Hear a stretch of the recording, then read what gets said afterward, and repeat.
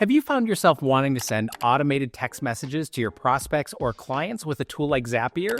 If so, you're not alone. There's tons of businesses that are sending text messages every single day. And if you've been in the automation space for a while, then you've probably heard that the conventional wisdom is to use something like Twilio to be able to automate those text messages. But here's the problem with that. Imagine that you fill out a form on someone's website and you enter in your contact information and suddenly you get a text on your phone. And that text gives you some information or says, "Great, thanks for booking a consultation with us. We're looking forward to talking with you." But you, as a client, have a question. So you go back to ask a question via text, but it turns out that that number is a one-way communication street.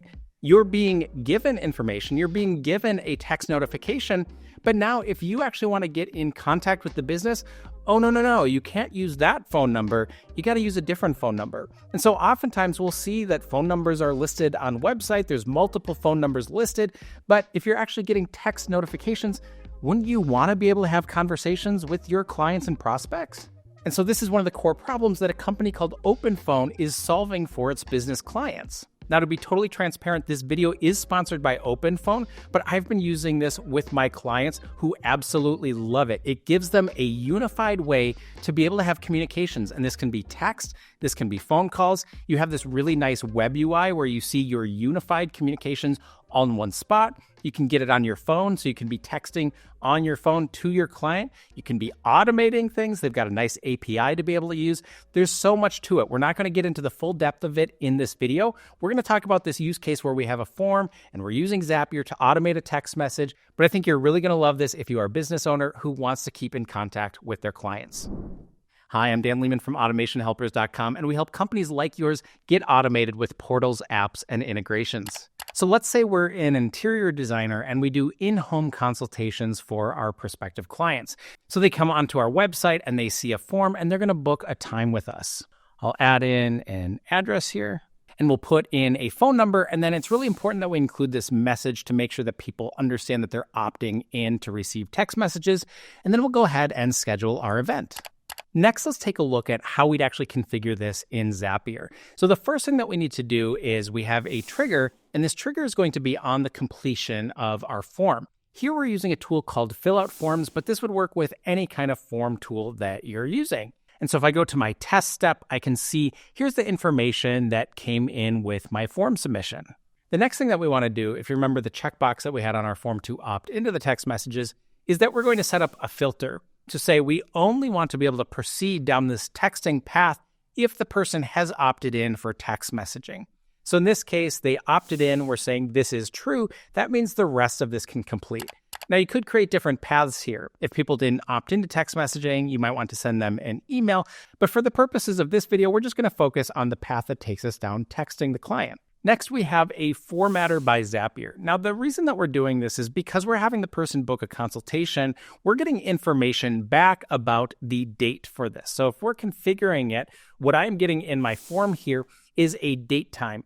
And for those of us who are into technology, we understand how this works. But boy, this would be really annoying if you got a text message and it said 2025-01, and then it's got all this junk at the end. We don't want that in a text message. So the whole purpose of this step, you might not necessarily need to do this in your use case, but it's just to say we want to format this so it looks prettier. So when I have this formatter, now it's going to output as 3:00 p.m. on the date that we've registered for. And then the most important step here is that we're going to be using OpenPhone to send that information. Now, just to show you, you'll want to add a step and you can search for OpenPhone. When you click on that, you get a couple different options for the actions. One is to create or update a contact. This is going to be really useful if you're using a CRM system and you want to be able to push and keep that information in sync with what's happening inside of OpenPhone. You'd use this. And for us, we are going to send a message. So that's going to be the main part that we're focused on. Now, the configuration for this is really pretty simple. We've got our from. This is going to be our account, our phone number that we're using with OpenPhone. You can sign up for multiple phone numbers if you want. So we'd choose the from value with our phone.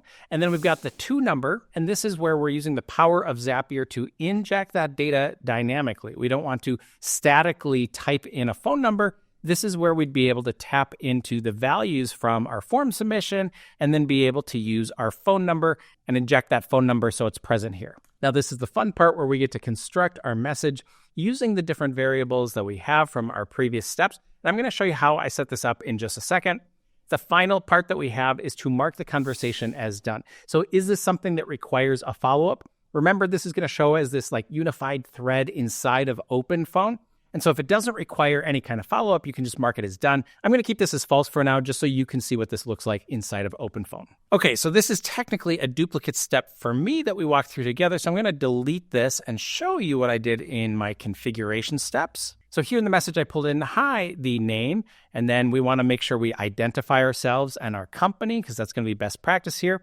I'm looking forward to chatting with you at, and here's where we use that formatting step, the time and the date at your home. If we wanted to, we collected the information about their address. We could actually send them the address just to confirm. Here's a link if you need to reschedule. Nice feature of fill out forms. You can actually send them the reschedule link. So now they get that link in their text message and they can just click a button and reschedule if they want to. And then the really cool part is that we're saying, hey, feel free to respond with any questions, because we get to actually have that conversational nature with OpenPhone that we don't in systems like Twilio, and we'll want to remind them that they can unsubscribe at any time. So let's see what this looks like in action. I'll go to my test step and let's retest this. So now I'm on my phone. I am the client, and here's the text message that I get.